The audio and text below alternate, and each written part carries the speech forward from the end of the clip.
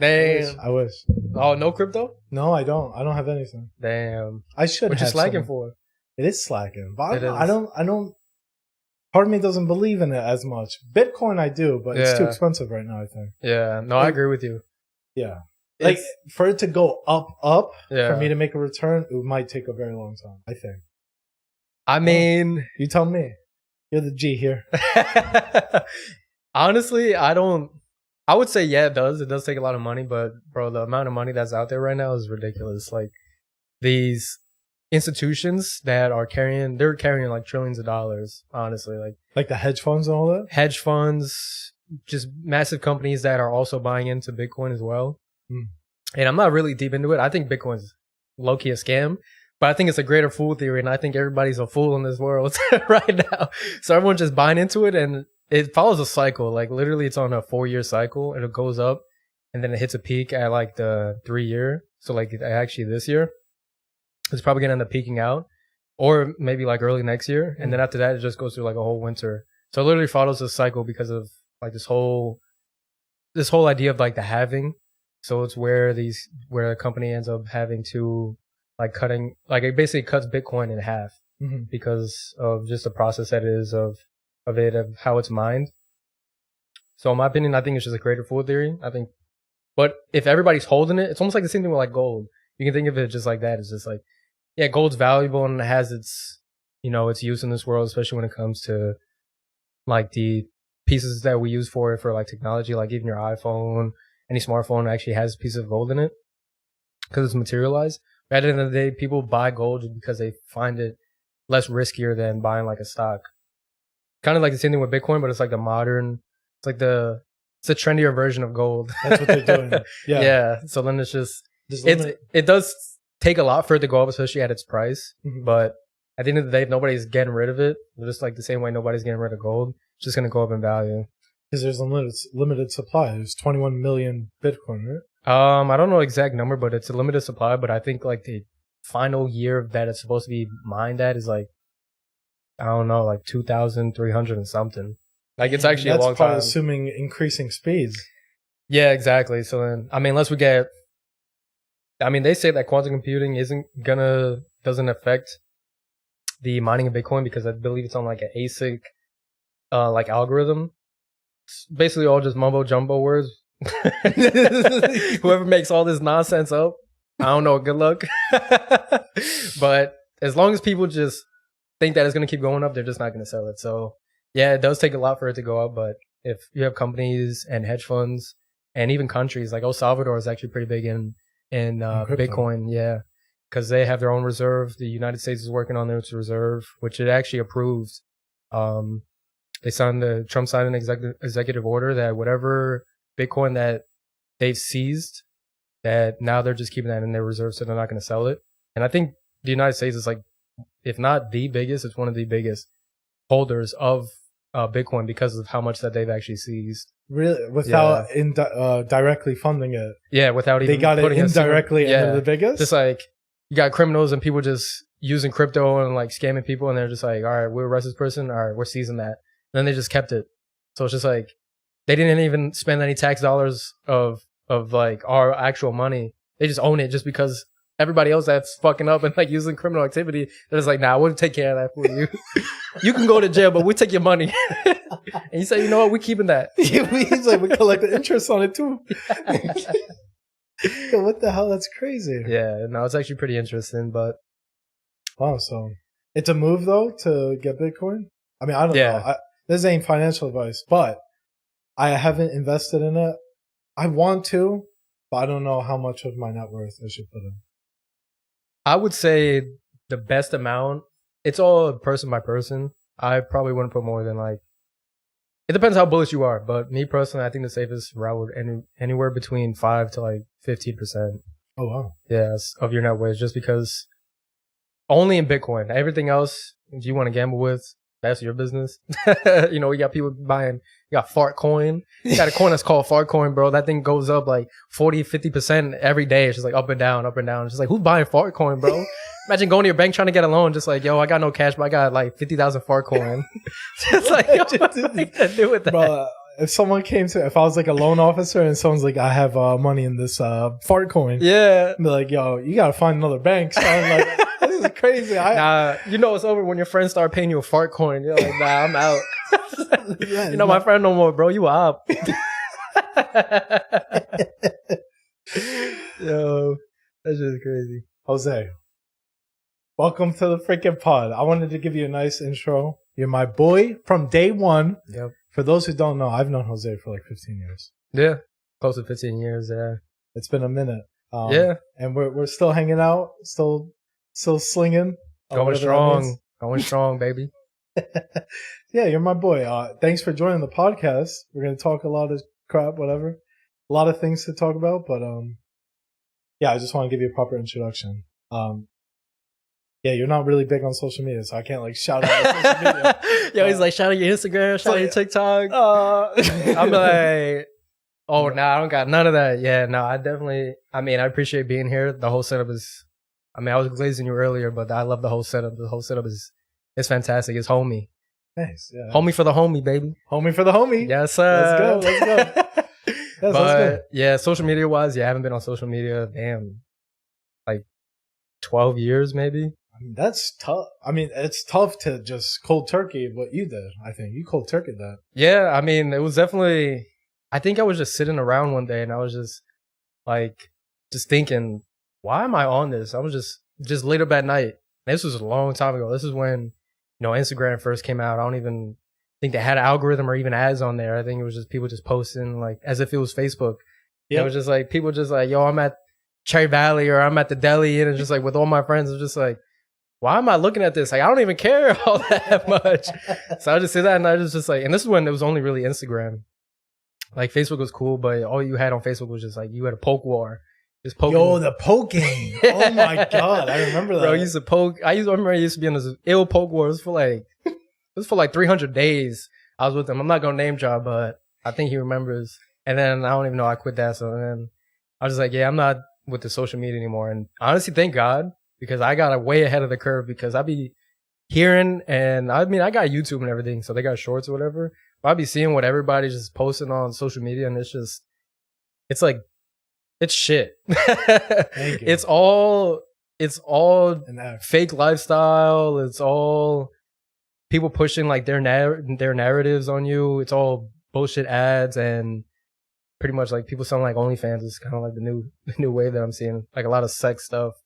I don't know who's on social media, but my word of advice is get off of it.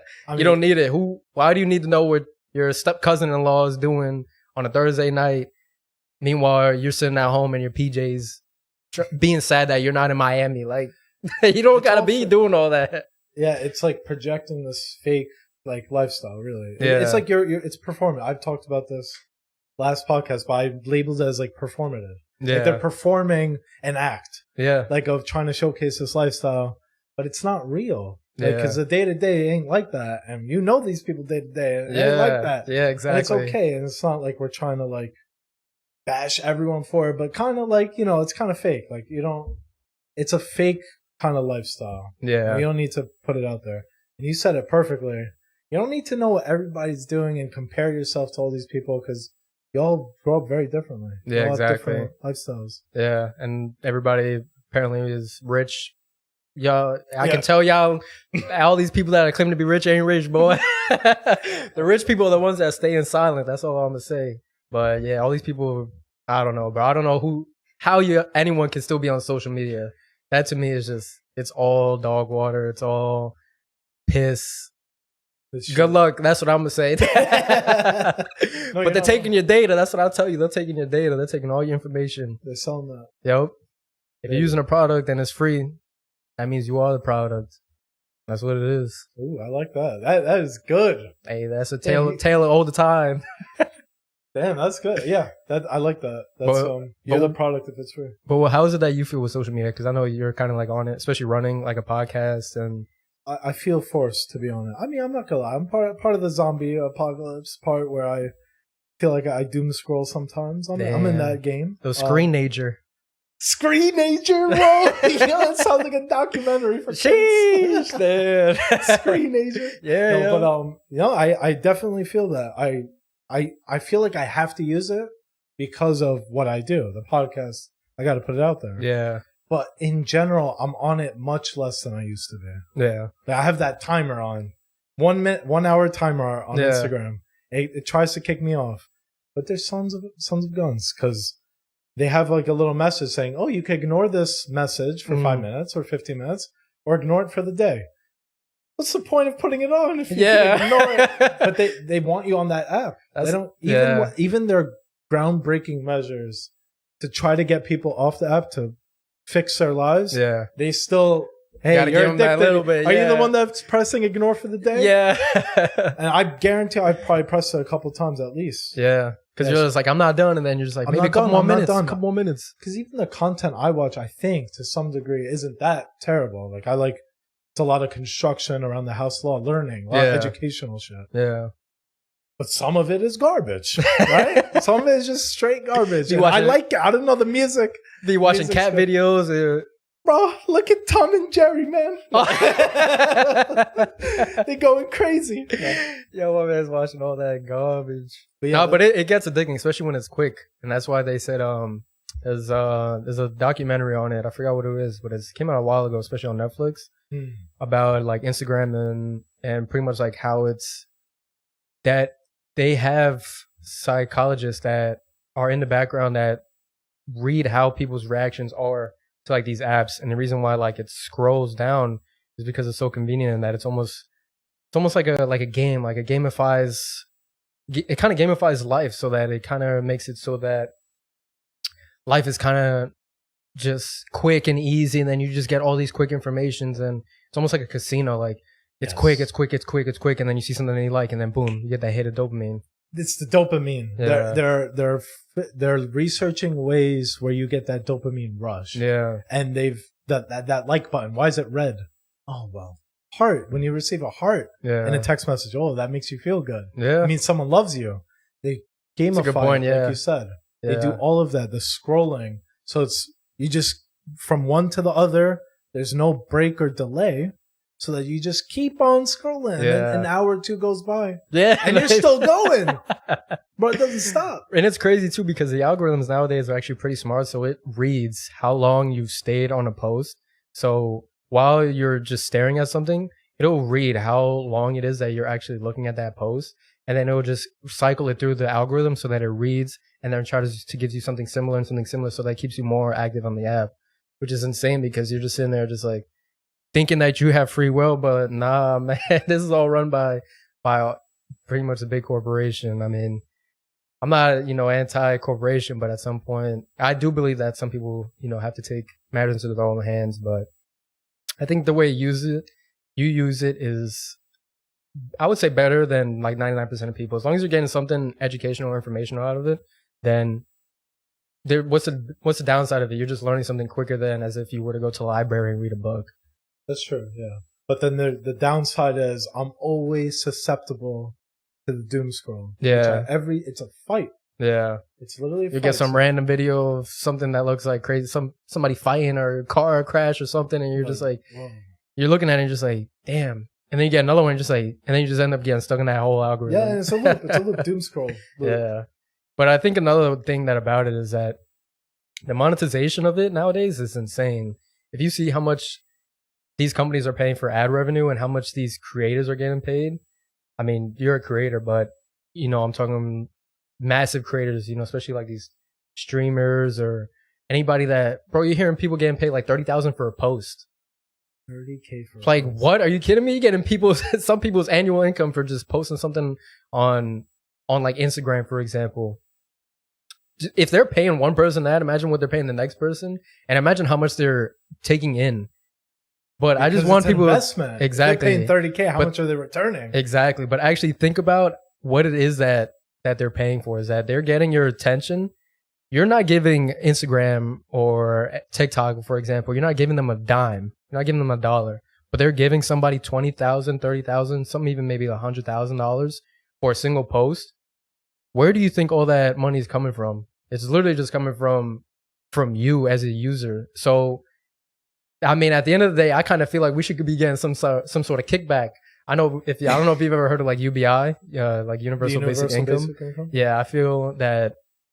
I mean, I was thinking maybe a little bit further in the future, but I would say it's probably going to be sooner than later that some of these companies are going to have to start paying dividends to actual people, because what is it that when people out here working hard jobs, you know, someone working at a grocery store, or even like a garbage man, they're getting paid 40,000, 80,000, 90,000 a year, and then you have somebody posting once every other day for like 40K.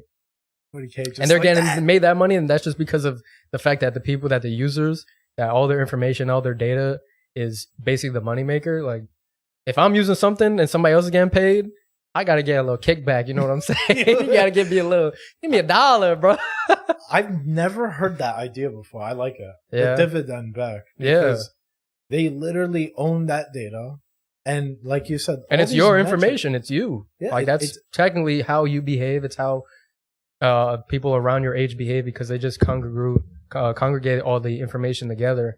And then, you know, if they see like males in their 20s to 30s, you know, view this content, that's information that you've helped input.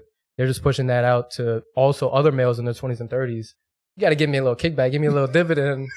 I mean, like, come on, if I'm giving you the information, come on. I like that. I think that's good. The dividend. That's fun. That's fun. It's fun, but it's also kind of dystopian. It's kind of scary, because you think about it, there's not going to be that many jobs, at least in my opinion, in the future, that's actually going to be like low tier jobs that are going to be sustainable. So then if all these lower end jobs aren't going to be there has to be some sort of income stream that's not like what we got going on now, like Wicker EBT. So you mentioned UBI. Yeah, so then UBI, I think, comes in. Probably would be the first step, in my opinion, just because it's something that they're already getting paid for your actions. You might as well get a little kickback, a little dividend back in for it, especially because there's no jobs, you know. You got to help a brother out, you know. Well, they're using all this data even to power the AIs that we use today. Yeah, exactly. All of it. ChatGPT, I'm pretty sure you know, it just uses like, it studies Google's information, like all the public domain information that we have, especially from like YouTube videos. It all studies all of that, and then it just computes it and then spits it back out into real world scenarios. But that's technically all of us. Like that's all our data. Yeah. So then, and they monetized it exactly. And with the image generation, they've learned on artists' works that they've developed over a lifetime, their skills. Yeah. And then AI is able to generate it in 10 seconds because it learned how to do it. Yeah. It figured out the patterns, whatever millions or billions of parameters that represent how to draw the image in this way. It figured it out. And that guy's life, hard-earned skills, just turned into a 10-second prompt into ChatGPT. Yeah, you got Leonardo GPT over here. Leonardo the VGP. It's crazy. Yeah, when you even take it to even the AIs, how they're able to brute force through all this data. Yeah. And they have people training it, so people are looking at this raw data. Yeah. It's crazy how they're just using everything. All of this information from us. We are the product, and we get nothing back. Like there's nothing. So I think the kick. I want to push this, yo. We should make about to run for Congress. Yeah, like, yo, call up Zuck right now. Yo, Zuck, let me get $1. That's the slogan. But it's gotta be like $2 now because of inflation. Sheesh. Nah, we need more than that. $1.25. Yo, for real, need that 25% increase. Every year we're gonna be arguing Zuck for a raise. Yo, inflation too high, man. Yo, nothing's gonna get passed. But no, the whole AI thing. I mean, I would say that this probably kind of segues into a subject that I want to talk about when it comes to supercomputers and the quantum compute. I mean, you got an opinion on it? Let me hear what your raw thoughts are. So, quantum computers are going to be very fast, very different than traditional computers. They're not going to do more what a traditional computer could do, but they could do it a little bit more efficient. how much efficient is still pretty unknown even today. There's estimates for what algorithms it could do a little much more efficiently. Yeah. But we don't know because there's never really one algorithm that dictates like a whole workflow, like a program. Yeah. So it needs to be efficient in all of it to call it fast. Yeah. If it's only efficient in 1% of it, we don't know how to measure that. Yeah. So like, let's say it's faster at multiplication. We don't know how much multiplication the whole application's doing unless you analyze it all. So yeah, quantum computers, even recently though, there's a lot of news around how they're estimating how quick it's going to be. And the conditions though, for quantum computers right now, we're not going to see it in our homes for at least, I think, a decade. Yeah. I think it's very far away. I would probably say the same, actually longer. Maybe longer. Honestly, yeah, just because it's not only about the actual compute, but I would actually argue that it's also about the compute power. So pretty much like the GPUs that it needs, the amount of actual power it needs, like electric wise, and it all takes up a lot. I think it's actually pretty funny because on ChatGPT, what's the CEO's name? Sam Altman. Sam Altman. He made a tweet, and he said that it's costing them like $3 million or something. It costs them a lot just because people are saying please and thank you on ChatGPT. So he's basically saying stop saying please and thank you because it's costing so much power and compute, because the ChatGPT has to respond back. Because I don't know if you saw the trend of like people saying please and thank you and be nice to your AI because they think that it's going to take over. So people are saying please and thank you, but he's telling them like please stop because it's actually a waste, because it's computing it, but there's no problem for it to solve. It's just going to say you're welcome. You're welcome. But it runs through the whole... This is the thing, how ChatGPT works.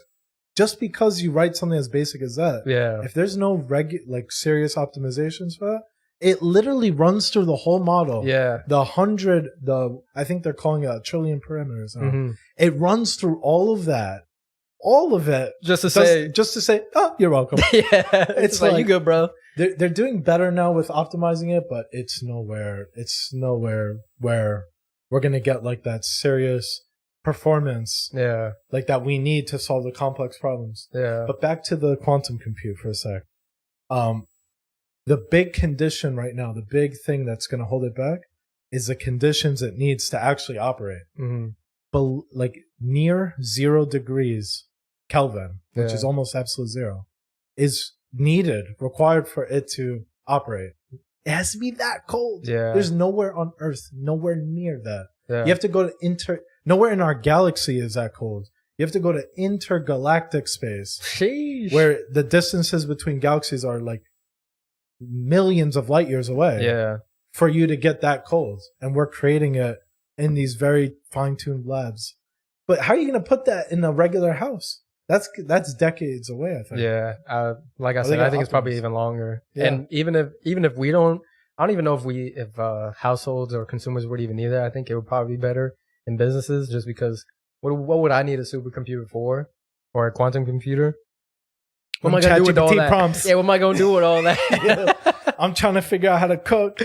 All we need is Siri, Google, and Alexa to get their shit together, and so that all I can say is, "Hey Google, open up the garage and get that thing working pristine, bro." Because sometimes you'd be asking Siri and Google and all these things, you'd be asking them simple questions like, "What's the weather?" and be like, "I can't computate, like I can't answer that right now." So, what do you mean? It's like, bro, like even I can do that. Like, stop playing with me. And then they want me to say please and thank you to Siri. Nah.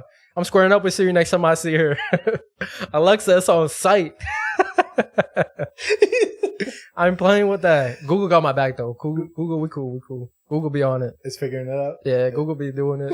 You don't need to say please and thank you? Nah, Google Mini. Actually, Google Mini be slipping sometimes. Trying to play music and then it just be like, I don't understand. I'll be like, play my Spotify playlist, and then it just be playing somebody else's playlist. I'm like, who is this? Who's Frank's playlist? Like, why am I listening to Frank's playlist, bro? Play my playlist.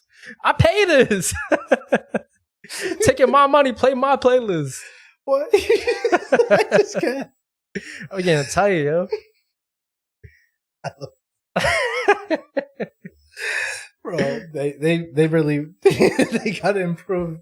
They gotta get their shit together. But you're so right. You brought up on one of the pain points, I think, of Siri and all these. Like, you ask the basic questions, like, what's the weather? Or call somebody.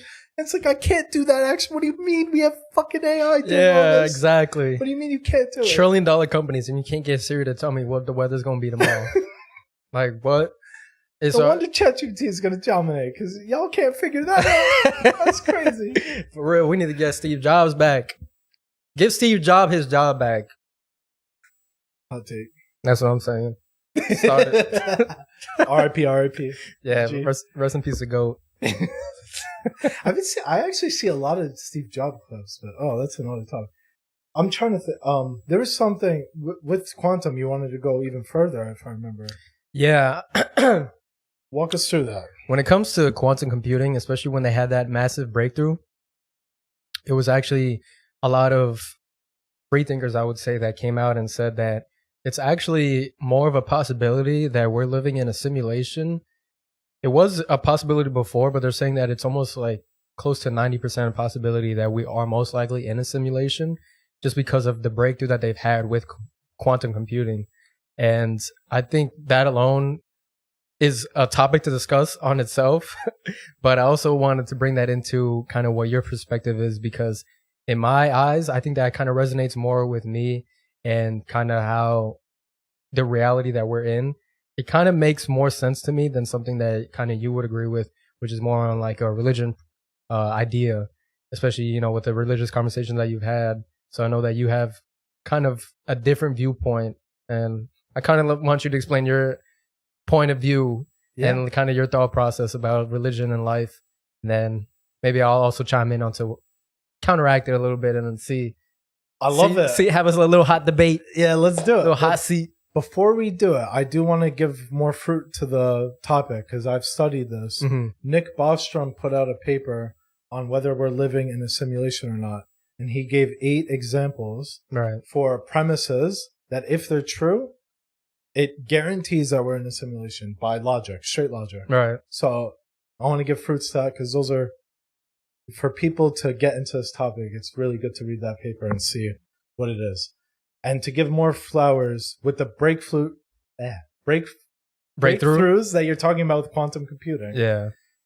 The fact that offspring of the universe, let's say the most minimal we're the minimal units, let's say, of the universe. Yeah. You have planets, solar systems, stars, right? We're like down, way down in the hierarchy. Yeah. If we're developing technology that is like millions of times faster than what we have now, that's actually capable of simulating a universe, which is one of the arguments in that paper, it kind of proves that we're in a simulation by, I forget exactly how the argument goes, but I want to give fruits to that argument because there's some good reason to believe that. Now, where you asked me, where do I sit on the aisle? For me, it's very personal to me why I believe God, why I believe there is a God, a creator. Right. I look at my life, I say, all the things that are around me, all the mundane things, the things we take for granted, why is it this way? Why are the universal constants the way they are? Why is it that I'm sitting across from Jose right now? Why are any of these things possible?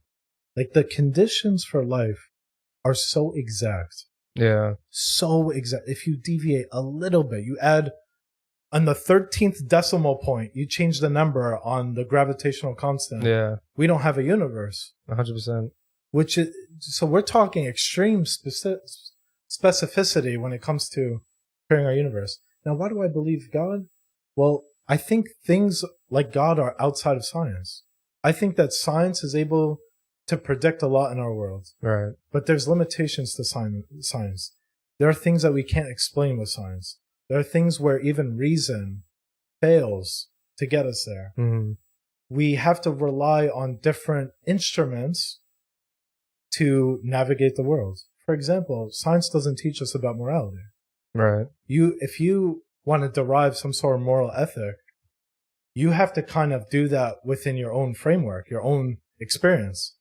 But if you do it within your own experience, you're susceptible and corruptible to what you know. Yeah. And so they're separate. I think science and religion are separate. I think you can acknowledge both and move through life acknowledging both without there being a contradiction. Now, a lot of people say there's contradictions in the Bible. It claims to predict things like, the earth was created, 6,000 years ago or whatever the claim is. And sometimes that's just because some people that have read the Bible have misinterpreted it.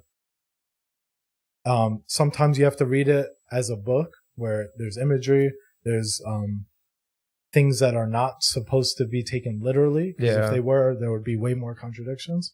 And some things are literally uses of writing, clever writing, imagery, all these techniques to develop a story, a narrative, a guideline for how we ought to behave. There's no such thing in science telling us how to do that. Yeah. But I've been talking a lot, so let's go back and forth with me, or you could go how you think. And then... Well, I'll actually challenge you on kind of like that last piece. I would actually say just kind of so would you say that the Bible itself should be taken literal, metaphorical, or do you think it's mixed? It's mixed. It's mixed? Yeah. Now, who's the decider of what's true and what's not?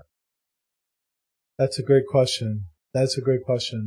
Typically in the church, they default to the fathers of the church. These are people that have a long reputation of being the truth bearers of what the book is supposed to be. But you could probably counter and say that there's 60,000 different versions of Christianity that follow different versions. Yeah. I think that's perfectly normal. I think that actually is a stronger argument for the faith, because we can only navigate through faith through taking that leap. The leap of faith, meaning I'm not going to use logic or reason to try to justify the Bible. I have to take the leap where I say, I believe it's true, and as an axiom, like, if you believe it's true, this is what comes out of it. Right. When you take that leap, you're able to see things and get explanations for things that are not explainable by science. Now, what would you say to someone that would just say that's like a cop-out answer? That's kind of like you turning a blind eye just because it's easier to accept that there's a reason for me to be in this situation, like God has a plan for me. What would you say that that's more of like a cop-out answer just because not everyone's also lucky to be in a situation where they can say, thank God I am where I am, because some people have found themselves in situations that it's not thank God, it's why am I here? Why am I going through this? And some have even, led to a cause of a loss of life, to say the least. Those people don't get the chance to say thank God I'm here because they aren't. What would you say to that idea that me saying thank God I'm so special, I'm so important because I'm in the situation, I'm blessed? What would you say to the counter argument of the people that aren't so-called blessed, that have suffered losses and aren't even on this planet anymore? I would argue that isn't a blessing, that it's more of like a chaos theory of the world is just what it is. And that's just, we're all just chugging along on this journey of the one life that we have. Very, very good question. I love this.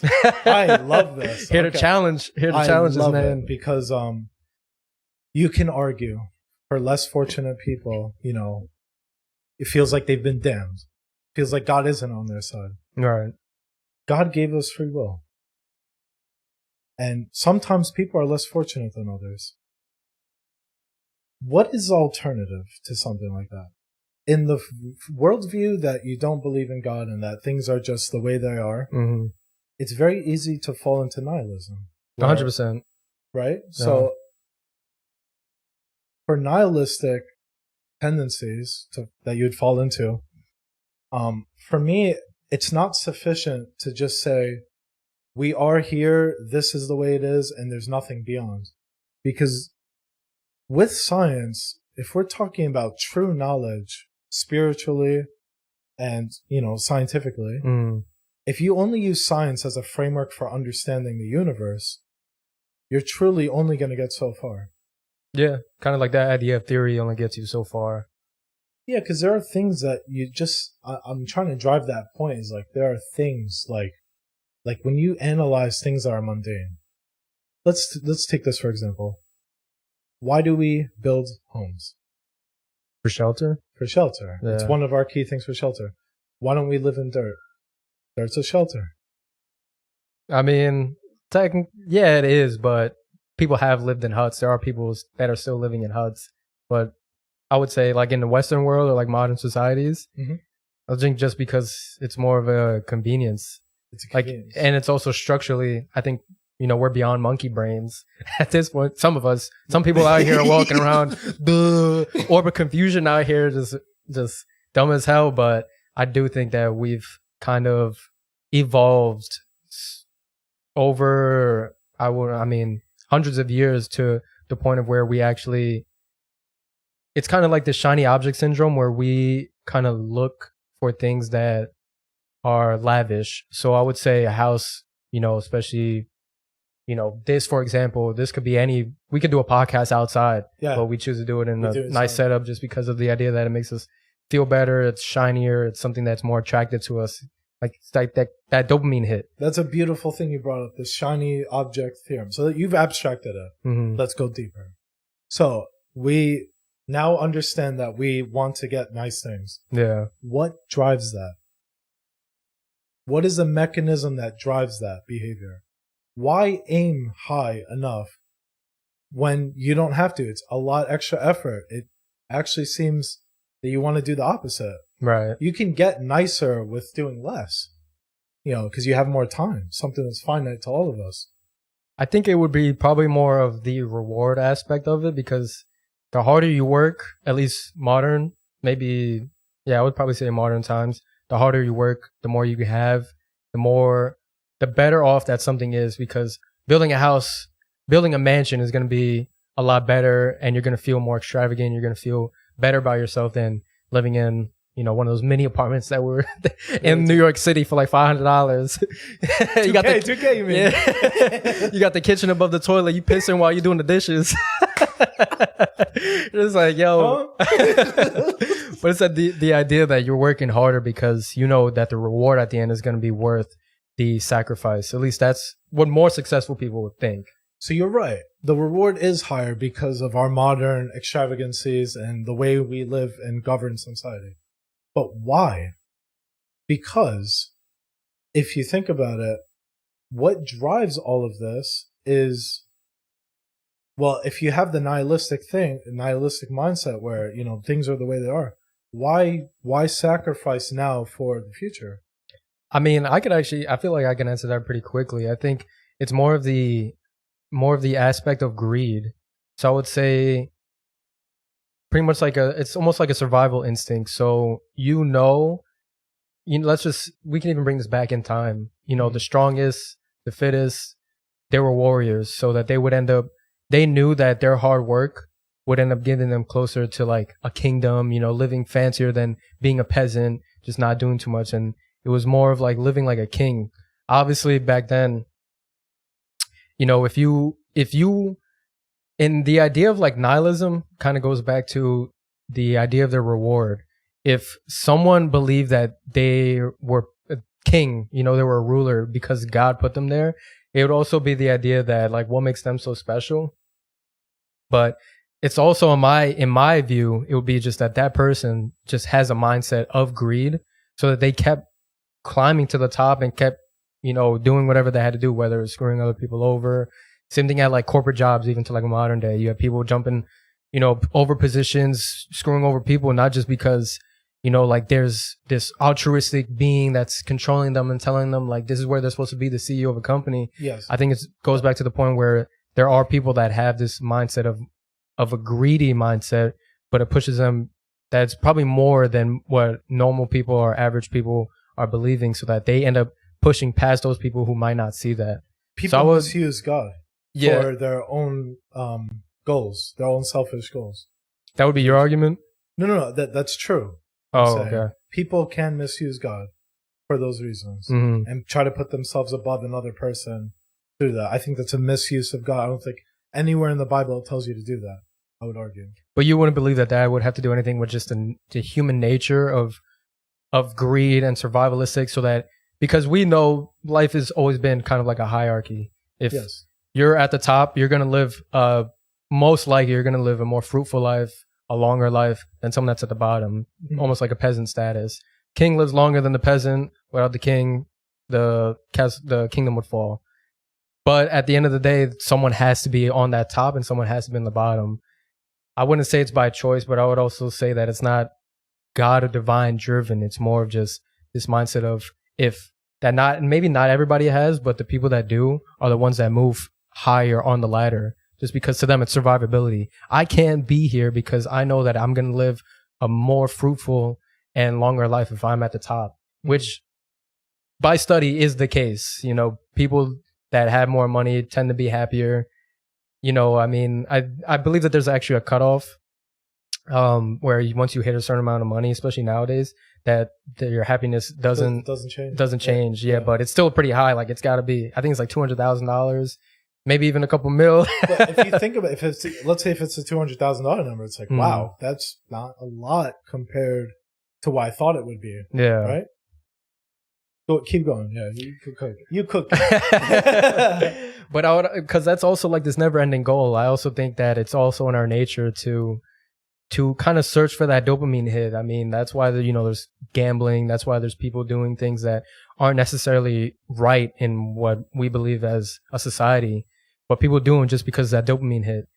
The best dopamine you hit is when you've worked hard for something and you've hit that success limit and you're finally there at the finish line and you celebrate. That's the best dopamine hit you can ever get. Working hard for something and finally achieving that is the best dopamine hit you can get. But that dopamine hit doesn't always last. It actually falls off pretty quickly. But you know that if you do that again, maybe not the same task, maybe a different task, that journey and that dopamine hit, that build up, it's going to just keep going and you're just trying to top it up and top it up. That's why I say it's more of a greed and a reward type of viewpoint, because our minds itself just releases that dopamine. So you're working, it's building up. You hit that, dopamine peaks, falls down. You got to find something else. So maybe it's out, it's climbing the ladder of success, because that's I would say at least modern times, that's kind of what's viewed as being successful, just climbing the ladder, making more money, being more successful. But that makes sense. Yeah. That makes sense. That's perfectly logical to think that way. But to what end? I don't believe there is an end. So you think people but what would be the ultimate goal? You think just simply here, I'm going to sacrifice, do all this extra things for nothing. I'm going to be dirt at the end of it. I think that's where it comes to people having to have let me restart. I think that goes back to people having to set their own personal goals, because not everybody's built the same. Your mind, my mind is completely different. Your goals might be different. Your goals might be, to have, a bigger house, having five houses, having, house in this state, having a couple million in the bank. My goals might be buying, making as much money as I can here, moving to another country and living like a damn king and just living a nice, peaceful life. So I think at that point, it all comes down to what each person's goals are and why people have to have their own set of goals. Because that's what keeps you in check of you actually putting in the work and then hitting the end. And then that there's an end to it, but there's something about the journey that makes it well worth it. Yeah. Everybody that has worked to build something, you can probably speak to this as well. That the journey, it's in the grind of it, it sucks a little bit, but in the back of your mind, I kind of like this. The pushing past what I believe to be my limit and then hitting past that is the best feeling you can ever have. And I think once you experience that, that's why winners keep winning. You won't catch a winner that won and then because they actually earned it. You won't catch them falling off to the bottom and then just giving up. They lost. I'll do it again. I'm going to keep doing it. I'm going to keep going. I hit my goal. Let's hit another goal. It's just because that goal and that grind. Yeah. It's a different type of dopamine hit, I guess you could say. It's a different type of enjoyment that you get. And not everybody's built like that. That's why I think, there is kind of like a hierarchy of people being at the bottom, people being at the top. But I agree. I think the only way you can actually keep people sustained is to make sure that everyone has their own personal goals, because I don't think everyone's goal should even to be rich, have the nicest things. I think that to me is vain. It is vain. It is vain. There needs to be a reason for all of that, I'm sure. Mm-hmm. All of that I agree with. I don't think you need God to explain any of that. Right.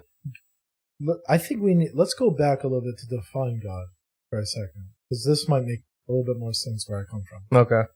God is an ideal in all aspects, aiming at the highest good. That's God. Aiming, the ultimate form of justice, the peace, the omnipotence, all the attributes of God is what God is. It's those things. It's not something that I could touch. It's not something that I can see. It's beyond my senses. This is why science and religion always go head to head, because science is trying to frame religion in this framework. Yeah. Like, let's use our five We can senses. only understand the most we understand.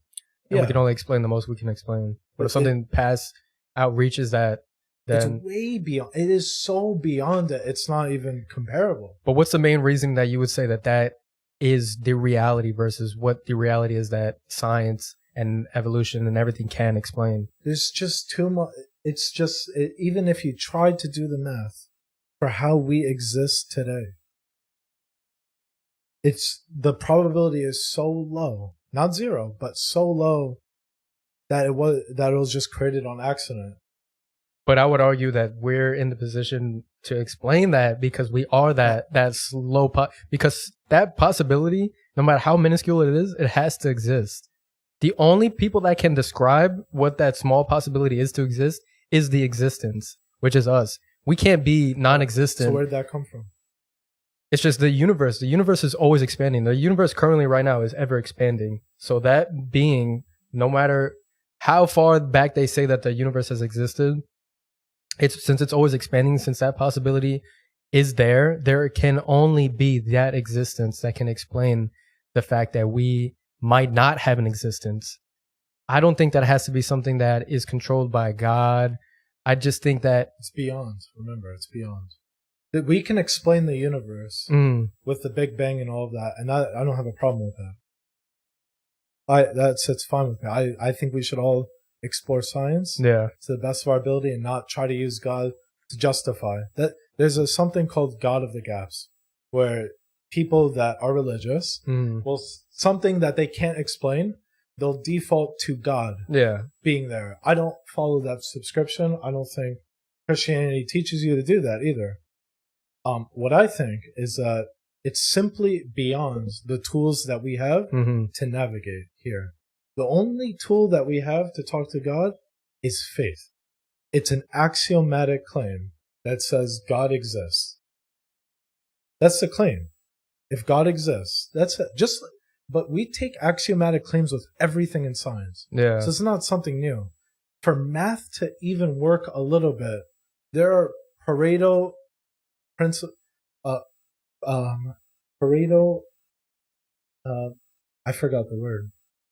It's these are axiomatic principles. They're basically leaps of faith in math that we accept as true without a proof. Yeah. For math to work the way it does today. The same is true with physics. And the same is true with computer science. All of our scientific methods have a leap of faith built in. So it's not new. And I could give you an example of computer science. There's something called the halting problem, something that I'm very familiar with because I deal with it, not on a day-to-day basis, but as an interest. Yeah. It's a problem in computer science that says, can we build a program that decides if it stops or not? And the answer is, it's impossible to have an answer. It's undecidable. Right. We cannot build a program that determines if a program could stop, like it terminates, it finishes, or it loops forever. Impossible. Right. There's a proof in mathematics, and it's due to our axiomatic principles that we have. Then there was a guy that took it further, and he codified everything that you can ever imagine. Any writing, any code, any piece of software, any algorithm that you could possibly codified it into numbers, and showed in that system that there are problems in that system that are undecidable. There will be statements in that math system that you cannot use to prove. All of it is based on a leap of faith. All of our scientific things. Right. So it's not different to have a religious axiomatic claim that we believe God is there. You don't have to use it. I mean, I think the right way to use God is to look at it as a tool for things that you can't, like the unexplainable. Yeah, like for morality and things like that. Like science just doesn't have it. It doesn't have the tools for morality. Yeah. You could try to explain that murdering someone is wrong, but it's moral relativism at that point. It's just you declaring from your own brain and your own experience that this is wrong, but there's no fundamental base for which it's unchanging. At least in Christianity, it's saying this is wrong. God says it's wrong.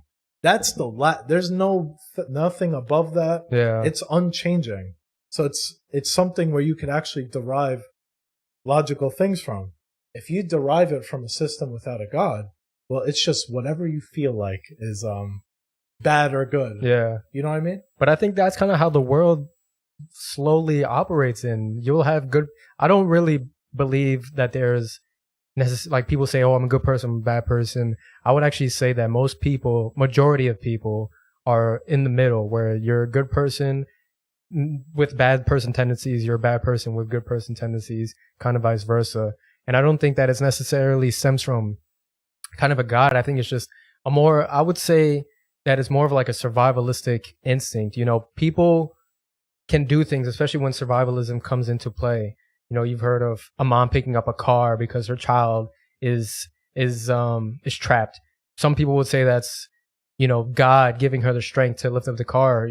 Another scientifically would say that it's just her seeing that her bearing is in trouble and her putting that her life at risk to do anything, and that the mind is actually more powerful than what people give it to. So that same thing that with the body is that the dopamine, the adrenaline, everything gave her all the strength so that she can pick up that car. And you've seen the people do. Yeah, that's a great point. Yeah, and people do incredible things. If you've seen like the extreme versions of like humans, supernatural things, supernatural humans, explain with God, but it's just these are things you could probably explain in science.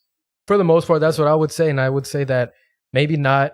You know, a good person can kill another person, most likely in a survivalistic situation, but I wouldn't necessarily say that that's like a choice of God. I would say that's more of a choice of the brain kicking in survival mode, saying it's either you or me. The brain only knows one thing: keep me alive. No brain is just saying, you know, shut off, we're done. We don't want to, like, your body and your mind are working congruent just to keep it in a self-sustaining system. So I think that's where I believe that the world kind of connects itself instead of there being a God. Because I do think, you know, there is the idea of nihilism, but I also think that there's an idea of positive nihilism. And there are philosophers that also speak about this. It's where the idea of, instead of the idea of where life is just what it is, you know, I'm that 0.1 trillionth of a percent of a person. I only have this one life, that one existence. You know, none of this matters. So whatever, I'm just going to go rob, I'm going to go steal, I'm going to go take. Yeah, what keeps you bounded? Yeah, so then there's also the idea of the positive nihilism, where this is only one life that I have because I'm that 1 trillionth of a percent. I'm the only existence. This is the only one shot that I have. So I'm going to make it the best that I can. And I do think that your body also reinforces that, because when you do good things, you're rewarded with that hit of excitement, hit of joy. When you talk to someone, you get that feeling, someone that you care about, you get that feeling of love. And yeah, it probably, maybe if God exists in your point of view, then that's a divine feeling, you know, something that's inexplainable, something that isn't there. But in my view, it would be something that the body reacts to, because it's reaffirming a good situation. It's reaffirming something that you don't have to worry about. You're in a safe space. You're with people that you agree with, that your mind also attracts to, because you can have a conversation with a random stranger in the street. You might get along with this person, but you might not get along with that person. I don't think that's God or some divine saying that this person's bad, this person is good. I think there's just a similar wavelength that some people just have with other people. You know, it's kind of like when you're choosing a partner. You can talk to a million other females or guys, whatever anybody's into, theys, thems, whatever y'all want to do, Zers. You can talk to 1,000 of them, but you might only find a true connection with 5,000, 2 of them, maybe even just 1 of them, or maybe none of them. Mm-hmm. I do think that there's just a raw connection that I might not have an answer to, but I do think that that's something that makes more sense. And it's better for people to kind of view themselves as like a positive nihilist, because you don't have to have an answer for everything, especially when it comes to arguing or debating, when it comes to the idea that God is in control. This is fate.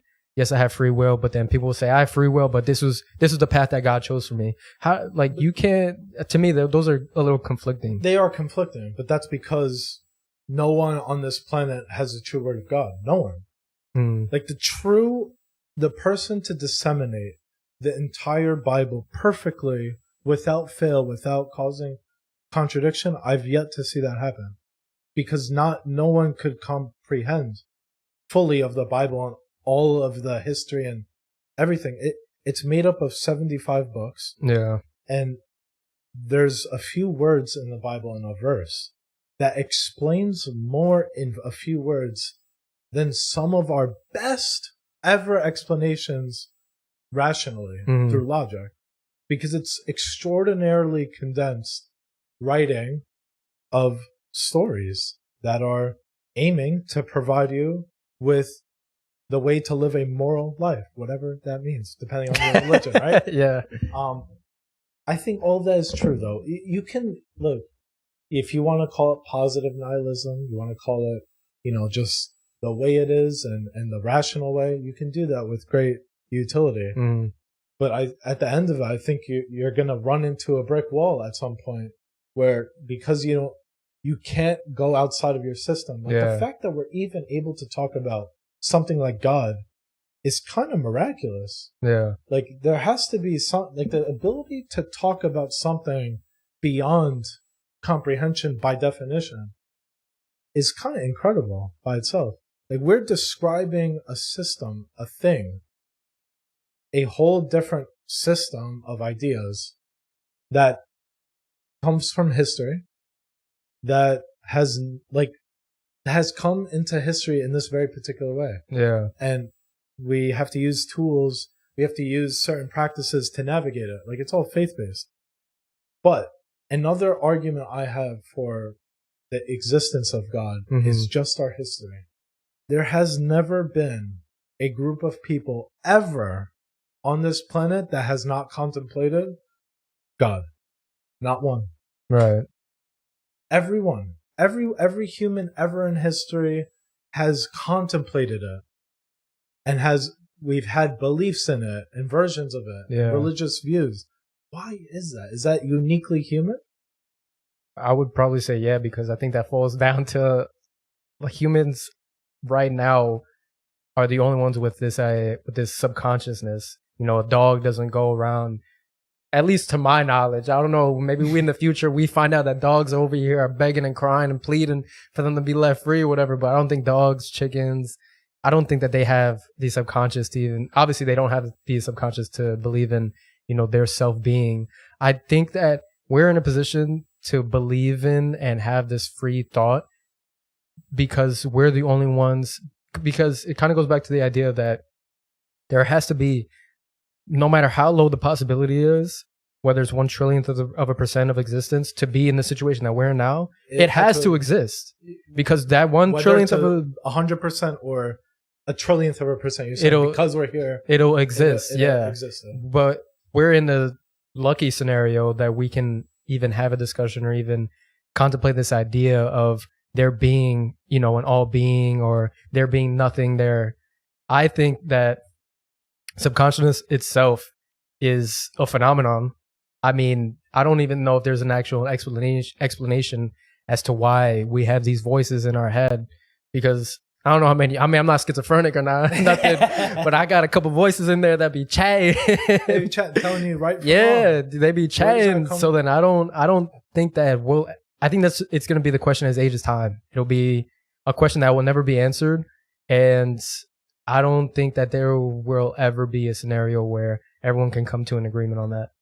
But I think the idea of it is always good to have, because, like I told you earlier, I think religion is a good thing, because I do think it keeps like a checks and balances of people keeping in good rules, good morals, and good guidelines to follow by. But there has also been, wars started from religion and conflicting with each other. It's not perfect. Yeah, there's no system that is, even if you derive it from something called God.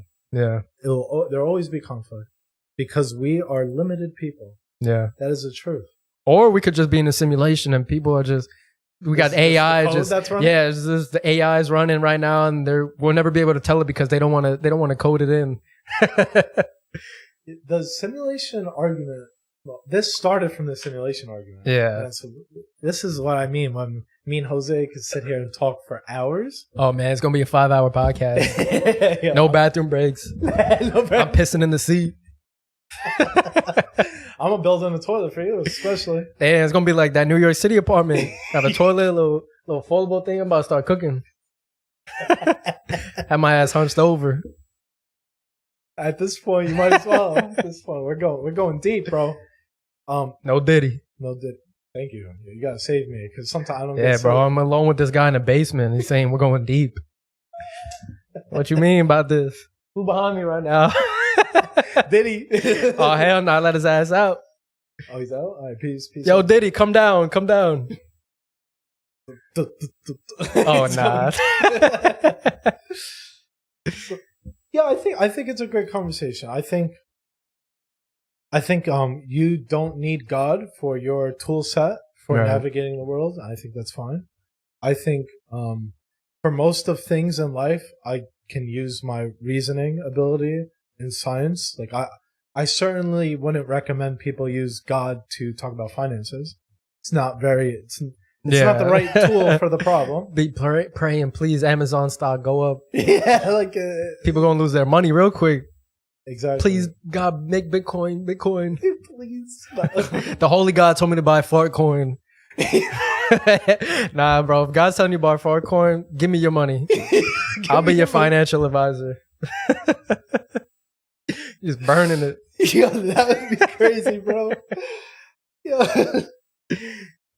I think though, yeah, it's a what you want in your tool set. I think God enables me to think more deeply about mundane things, things that I never thought science could help me explain. Like when we talked about the house thing, we did divert from the topic a little bit, but my overall kind of aim to discuss with that is we aim for things that are higher, whether or not we do that with science or not. The fact that we're able, like it's literally, it comes down to likeness and our ability to want something, which is beyond science. Right. A want of value is not scientifically proven. It's not something that I could figure out, like my values, what values that are instilled in me. They could develop through scientific thinking, but intrinsically, what are they? What, like, if you were to take code and point to it, like where in the code? So it's like a lot of these things. I think it's a great tool set, and I want to ask, like, why so much the opposition? Like, where do you think your biggest gripes for religion come from? Is it the axiomatic claim that there must be a God and that it's just too much of a faith? I think that the world has always ran on the idea of not understanding, but the thrive to actually understand has moved us in so many ways. You know, people used to say that the world was spinning on its back and twerking on that thing. Nah, like we figured out that there's an actual solar system, like there's an actual, but people believed in certain things. People, you know, they believed that the sun, that they would have to throw their child into a volcano and that just so that it would rain. But I think that through the idea of logic and reasoning, people have actually realized that there's a certain way and an actual process as to why things are. And I just think any questions that we might have unanswered now would most likely be answered in the future, except for maybe the age-old question of how do we get here? Why do we exist? Yeah, that might be a little bit tougher. Yeah, it might be always a problem. Huh? Yeah, but I think that it's easier. I don't know if I would say easier, but it makes more sense to me in my brain, I would say, because I can only speak from my point of view. Yeah. That the reality that we live in is a reality, and there's an explanation because of the explanation. I can't argue with, like, if someone doesn't believe that atoms, protons, and neutrons don't exist, I can't argue with them that it does because there's science based on it. If they don't believe that, then there's nothing I can say about that. It's the same argument as to you. If you believe that there's a God and that there's angels or demons, and you that's the reality that you're living in, you can't explain to me that is how it is, because to me, I wouldn't say I'm never gonna succeed to it, but without an actual explanation of logic and reasoning, to me it just doesn't make any sense. And especially when you get into arguments or debates with people when it comes to religion, sometimes they'll just give you a cop-out answer, just be like, oh, because it's a miracle, or I was like, there's a reason, it was my path. Like, you can't just give me that cop-out answer, because then the cop-out answer for me would just be like, nah, like, science just ain't messing with you like that. No. You dead because point. Yeah, it's a fantastic point. You're talking real shit here. Yeah. Because that's one of the problems with subscribing to religion, is the God of the gaps, where anything that you fail to understand or know at the time, you just say God is the one. Yeah. But it doesn't, especially when there is an answer for it. Yeah. God has a very specific utility, and that's in the utility beyond our scientific reasoning. Mm-hmm. The Enlightenment came about 500 years ago. But before the Enlightenment, it was 1,500 years. We were doing just great, too. We were developing. And the more we look at our history, the more we see, you know what? Those people weren't so stupid. How did the pyramids get there? There's millions of like 6-ton bricks or something crazy. Like, how did they move it? What did they carve it? I think there's an explanation. I think they broke that down, but I'm not an expert. They carved it. It was a big rock. They carved it out. No, I think they just said that they just use like the water system, like an irrigation type of system with moving, like just using water to lift up the rocks. You got to look it up. I'm no microbiologist, whatever they be calling the microplastics. But I think that like I said, there's always these questions, but then they eventually get answered, in my opinion. And I mean, but the one thing that I will say is that the one thing that I will say that kind of I struggle with is this idea of companionship and the feeling of love. I think that's something that I don't think there actually is an explanation for, besides like just going with, oh, you know, you just meet somebody and you're excited, you get hit with the dopamine, the serotonin, the oxytocin, you just get hit with all these. But what does that mean? But what is it, and like how is that emotion that you feel towards a certain person versus like feeling that for another person? The amount of love you feel for like a family member is different than you feeling an amount of love towards like your girlfriend or boyfriend. Not you. I don't. But for anybody else watching their girlfriend or boyfriend, but for you, a girlfriend, hopefully. No, Diddy. Come on, don't do me like that on the pod. That's crazy. No, but that feeling, and I just kind of want you to see if you can come up with this theory of what you think love or like an affection towards, certain people are, and why is it a different type for, a family member or an actual partner maybe that you're looking for or have found, or someone maybe that you've even lost in the past. Wow. I mean, yeah, very clear answers from religion, I would say. Because they tell you, treat your mother and father with respect. You have a duty to take care of them. And we always hear that Jesus loves us. What does that mean? It means even if you fall short of the book, you can be saved by redemption and the act of forgiveness. Forgiveness is something, again, not scientific. There's no good reason to forgive someone if they wronged you. There really isn't. Yeah. Because that could repeat infinitely. And do you forgive infinitely in that case? Yeah. Why do we forgive? We forgive because God, Jesus forgave even the people that put him on the cross. Mm-hmm. He forgave and said they would have a path towards the light. so to speak. Mm-hmm. That type of behavior is not like any person. We're describing Jesus, what is claimed. This is just for the Christian. Jesus is God. That's what is claimed in the book. Yeah. He's the physical the human manifestation of God. There's God, the Holy Spirit, and the Trinity. Those three things are all what God is, but in different forms. But back to the thing with forgiveness, like it's not rational to forgive. But Jesus forgave those who literally killed him. Mm-hmm. And gave him a path to the light. What does that mean? Well, it's a higher aim for us. So in our world, as we navigate, we can look back and say, even Jesus forgave those who killed him. So what does that tell us? Maybe, we shouldn't just drop people off the face of the planet if they wronged us. Yeah. Maybe there's a higher form to look, a higher ideal to aim towards. But I think the idea of, you loving a God is different than you loving a girlfriend or something, or your partner. I mean, I don't know you, but I don't think you want to fuck Jesus. But I think, when you get with your girlfriend, you try to get in that, you're trying to slide in there. I think there's different forms of love.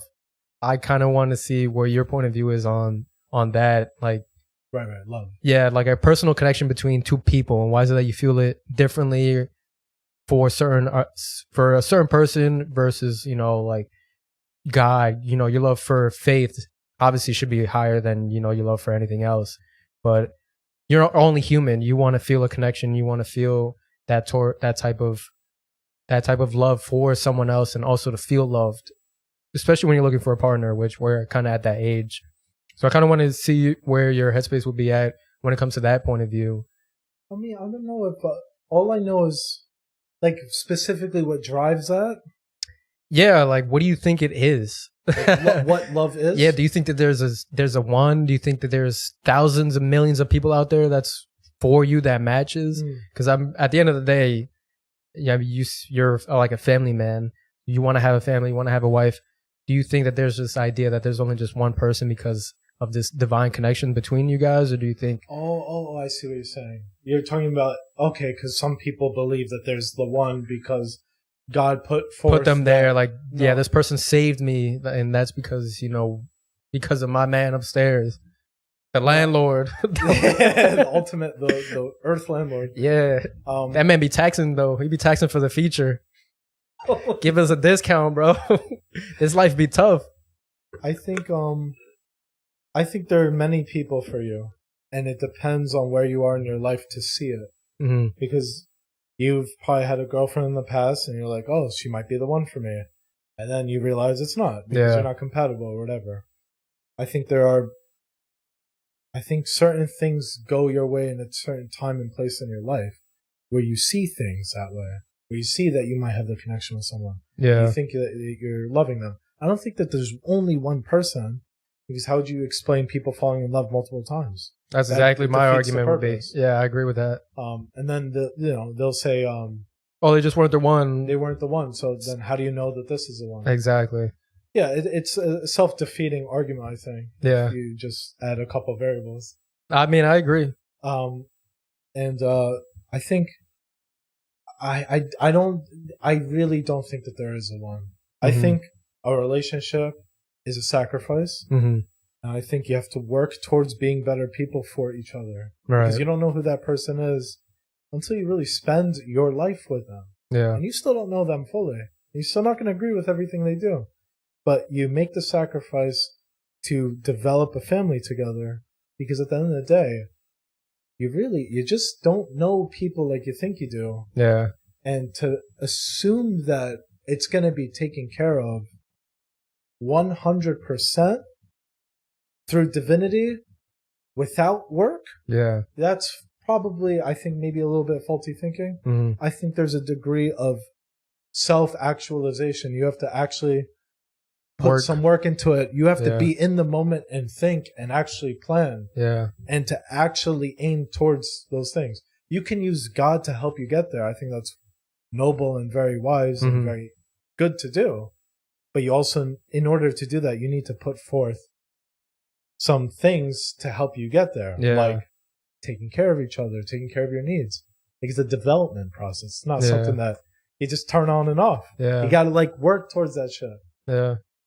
I mean, what do you think it is that kind of snaps or picks in our brain that makes you lean towards one person versus another? We see, you can see thousands of people a day. You can see hundreds of people a day.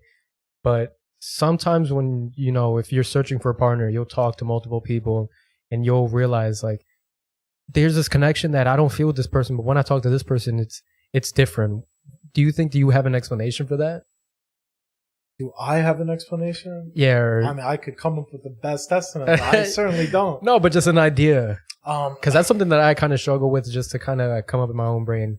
Sometimes I would be just sitting there thinking, I would love to put you on the path of Jesus right now. Let me take the opportunity. Yo, Diddy, bring the Bible. This is a great opportunity right now. I won't even do that. I would say you literally, how you're going to feel with that person, you're going to know because you're going to feel a certain type of way when you talk to that person.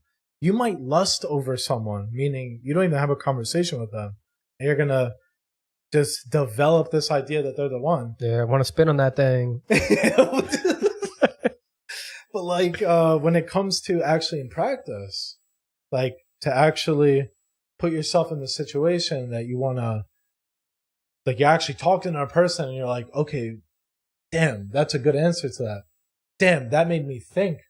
Damn, I think that is a higher aim. Mm-hmm. Like she's at something that's aiming higher than I am. Right. I'll give you an example. You ask her, what do you think about sex on the first date? Mm-hmm. She's like, you know what, Jose? I don't believe in it because I believe that my body is meant for the right person and I don't feel like I should give it up just with, a selfish, act in one day. And I short-term pleasure. Yeah, short-term pleasure, exactly. And I want to reserve it for the one. And then you're like, and then you ask the same question. I'm marrying that girl. Where is she? She's in the back? Yo, bring her out. Where's she at? Bring her out. You ask the other girl, and she's like, yeah, you want to do it? It's fine. And you compare and contrast those answers. And you're like, one is aiming towards something very different. Yeah. Challenging, and also, I kind of like that. That's what's going to develop you to go towards that person. Love is something that is the highest ideal in your mind. Mm-hmm. Trying to abstract it in that way, I think, is somewhat helpful. It's the highest ideal for your attraction. Yeah, I agree. And it's something that is intangible. It's something that you cannot write an algorithm for.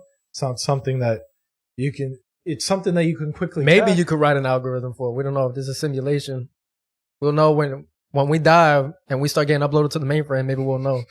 I'm gonna meet you at the mainframe and be like, yo, you was wrong. Goofy. Goofy, yeah. You know what? I'll take it. If that day comes, I'll take it. Damn. No, but yeah, I definitely agree for the most part.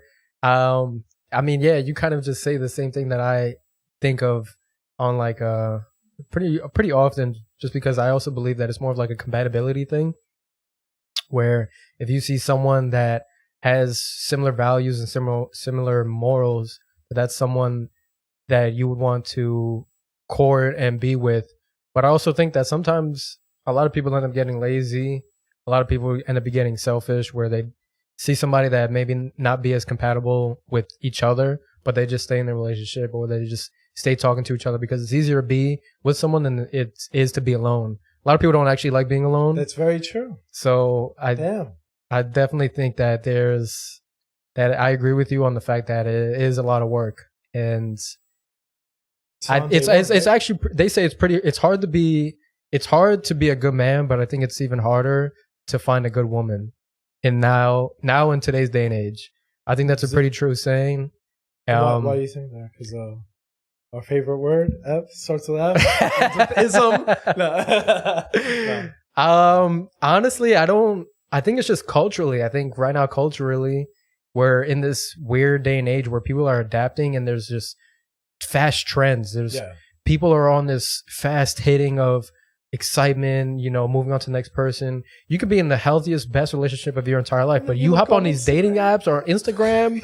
You got people, bro. Yeah, bro. You're seeing cheeks. You're seeing everything on there. Then you got OnlyFans. I don't know who's paying for OnlyFans. You doing that? I'm sorry, but yeah, if you're paying for OnlyFans, you are a sus.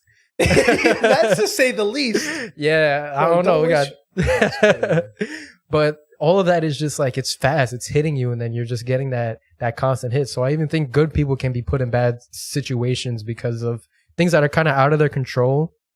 And I think that's just where the culture kind of is. We all fall short. Yeah. Nobody's perfect, which kind of goes down to that. So I don't know, bro. I don't know about you, but it's pretty hard to find a good partner. If anybody out here is a good partner and is attractive, you can't hit me up because I'm not on any socials, but hit Anthony up in the comment section and then he'll send it to me. Maybe he'll mail it to me Express. Oh, he wants Express now. Yeah, he got paid for Express. You make me pay $3.99 for that. Oh, it's more than $3.99, boy. I want that shit in that same day. Prime. Amazon day? Prime that, boy. Damn, bro. I want same hour. I want that shit in LeDrone's. He wants a QR code too. Yo, for real. I want to hear you on the speaker just like package for Rosary. Pick that shit up, just drop it. Yeah, it's gonna be a phone number. Yeah. She has really nice eyes. I think she's pretty, man. All right, that's fair enough. She got red, yellow, and green eyes. Oh, nah, that's a demon. Oh, yeah. You're like, what the fuck? Nah, that's a demon. That's, any of those succubus. Man, got succubuses on the line. But, I mean, what would you say culturally? Would you probably agree on that? That culturally we're in this, like, fast. It's like a weird time that we're in. It's because of the social media. Yeah. Fundamentally, it came down to like 99%. You would probably say just because of that, like the existence of social media.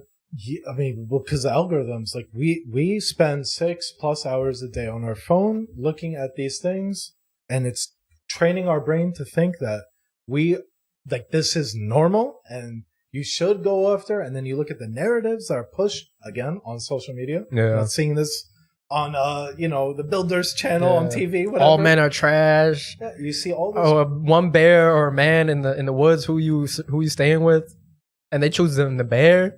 They're choosing the bear. Like I choose Diddy over the bear. I am not playing with no bear in the woods, bro. Put me, Diddy, Bill Cosby, Harvey Weinstein, R. Kelly. I'll take all of them over a bear in the woods. That was a clip on whatever podcast with Andrew Wilson, this feminist, I think. Oh, really? Where they talked about the bear. Like, she would rather be in the woods with 50 bears than 50 men. Oh, nah. But, okay. That is, like... What were you told in life where you're going to have a worse chance with the 50 guys?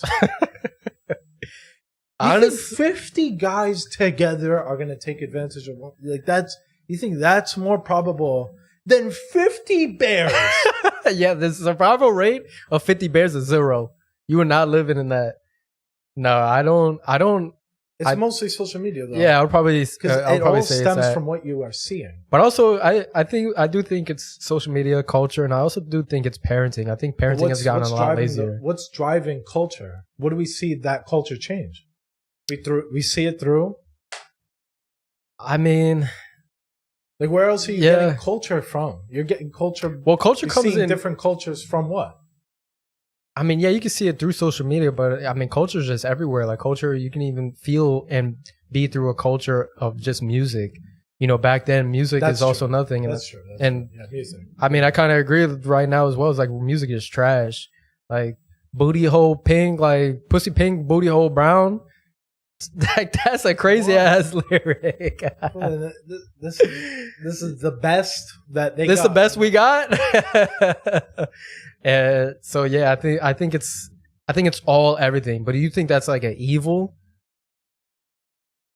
I think to pursue meaningless goals and to aim low when you're all called upon to aim high is evil. Yeah. Yeah. I think it is evil. What else other definition of evil would you have?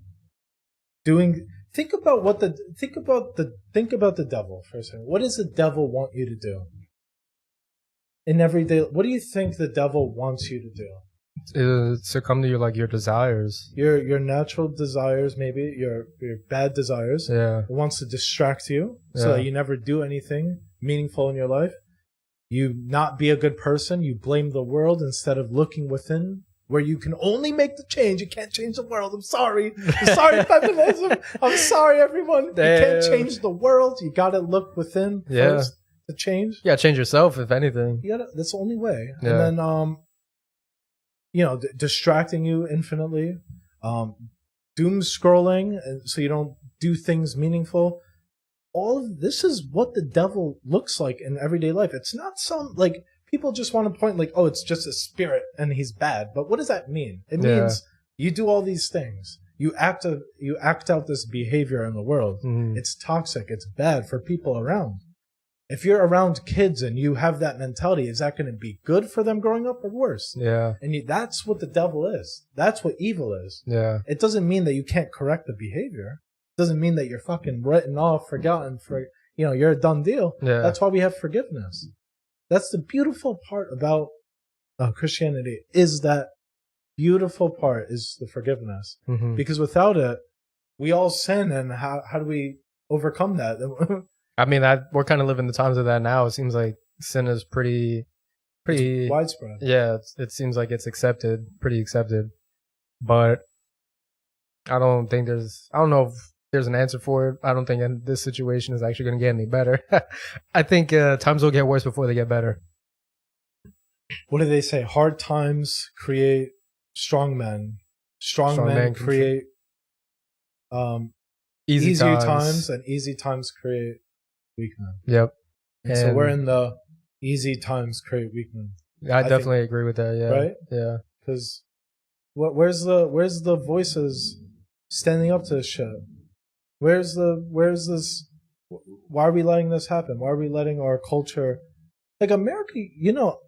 I'm proud to say I'm American, but these days it's harder for me to be proud. I'm still proud, but it's harder. Yeah, I have to swallow my pride a little bit when I say, I'm like, I'm not as proud because of all this shit that I'm seeing. I love that we try to aim for higher freedoms, but we allow all this garbage in the media, and no one's taking a stand. Even for me to talk about some of the stuff on the podcast, shit, I might get ripped apart for saying it, but I believe this stuff. I believe the truth. I'm open to different interpretations. I'll talk to people that disagree with me. I love it. Yeah. That is the most interesting conversations, is when you're challenged on what you believe, because you have the opportunity to actually develop what you really believe. 100%. Because you don't know what you really believe until you've really articulated it. You're challenged. Yeah. If you're never challenged, you live in a freaking bubble, you're never going to really develop anything. No, and you're probably going to be dumb as hell. Keep it a stat. Yeah, keep it a buck. $1.25. $1.25. Inflation kicking in. Inflation kicking in. I'm telling you, that's how I knew inflation was real. When Dollar Tree couldn't save you, bro. He said, yo, honey buns are no longer 50 cents, they 75 cents. Bro, they be trying to sell honey buns for $1.25. I'm like, bro, I'm not paying $1.25 for no honey bun. What is this? This China, bro? Fuck out of here. This ain't the fucking Ming Dynasty. You think I got Ming Dynasty money? Honey buns $1.25. Hell nah. Bro, we used to scam them. It used to be 25 cents if you saw you didn't have enough. Now, the delis are getting grimy. They'll be like, nah, we don't need your service no more. I'm like, what? I'm not getting denied at the They'll just wait for the next inflation wave. That should be $2. Like, there's nothing we can do. I gotta wait till Friday to pay for my honey buns. That paycheck. So inflation is fucked up. That's how we're gonna bring it up. Yeah, fuck it. Yeah, inflation's just fucked up. Get over it. Get a better job. Yeah, figure it out. What are you, dumb? He said, that's life, man. Push through it. But it really is. It illustrates the fucking honey buns, how much it goes up. From 50 cents to 75 cents. That's 50% increase in price. Bro, and the crazy thing is, too, I was telling people how when I first got a job, bro, minimum wage was $7.25. And this was only I don't even know, 15, 13 years ago. I mean, that kind of seems like a long time, but it really isn't. Now you got fucking minimum wage at $15. I think Target or Costco is paying $21 for starting. That's a crazy ass jump. I'm not gonna lie. I'm about to go back to working at McDonald's. Get me some free 4-piece nuggets, some free chicken nuggets. You'll be good, bro. You'll be good. Yo, those were the days. They used to always come through too. Yeah, no, everybody used to come through at the McDonald's over there. You and Mateo were there. Yeah, me, Mateo, and Herbert, yeah. Herbert, what was Herbert? Yeah, we gotta get Herbert on the podcast, bro. Yeah, Herbert, you gotta come on. We already had Puka. Now we gotta get Herbski. Next up, me again. Yeah, son. Making a comeback. Guys, for Jose, put it in the comments. Ask for Jose back. He needs 3 approvals at least. At least I don't even need 3. I'm coming back no matter what. Even if Anthony's not home, I'm coming back. Yeah, that's how we do it. He said, "Hooray!" Yes. I'm gonna start my own podcast in here too. I'm stealing the whole setup, bro. We got everything. We got the lights, Blazer Vision. Damn, nah, I'm gonna be. I don't even know. Can't think of nothing. Nah, I'll think of the title later. That comes later. It's a later process. The shit, man. Yeah.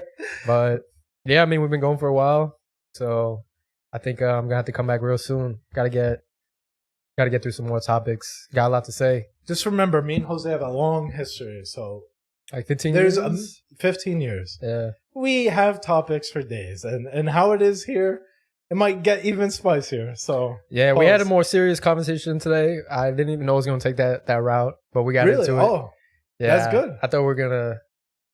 What did you think it was gonna be like?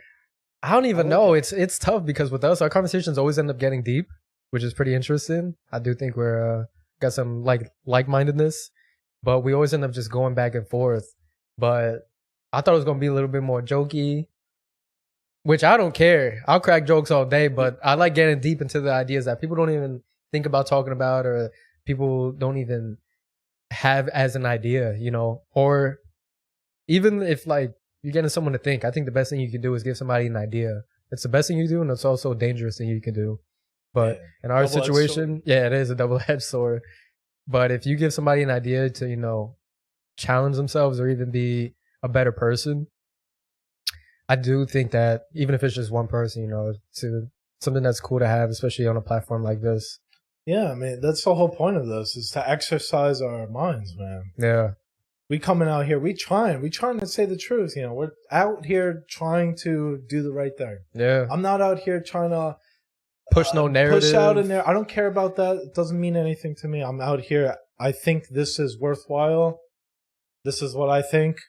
And I'm sharing that raw experience with you guys. Now, this is my boy, bro. Yes, this is my boy from day one. Day one, baby. You know, so from rags to riches. That's crazy. Yeah, Jose, we grew up together, so yeah, literally from rags to riches, bro. Riches aren't. We're halfway at the riches. We're on our way. Yeah, we are on our. We're not there, but yeah, take it easy. Take it easy. But thanks for joining, brother. Of course, man. It was great to have me. It's great to have me. Yes, sir. That's why we have him. That's a bar. Write that down. Great to have me. That's a bar.